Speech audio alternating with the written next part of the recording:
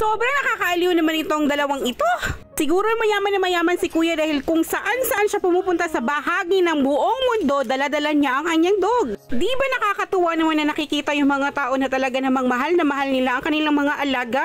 Tangkita naman ang pagmamahal nila sa isa't isa, talagang aliw na aliw silang na magkasama. Siguro itinituring na itong mga anak ng lalaking ito. May mga routine na sila na kapag tinatawag para mag-selfie ay talaga namang gumaganyan ang dog na ito.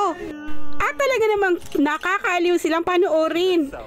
Ganito ang ating mga nakikita sa ating mga alaga at sa mga taong nag-aalaga sa kanila dahil marami din sa buong mundo na talaga namang naabuso ang mga aso na sana naman hindi dahil ang mga aso ay nakakapagbigay din ng saya at aliw sa mga taong totoong nagmamahal sa kanila. Etong video nila ay talagang representation na talaga namang dapat alagaan ng mga alagaan at mamahalin ang minamahal. Sa kahit na anong paraan at kung ano man yan o anong klaseng man yan, hayop man yan o mga tao man yan, dapat alagaan at mahalin ng totoo.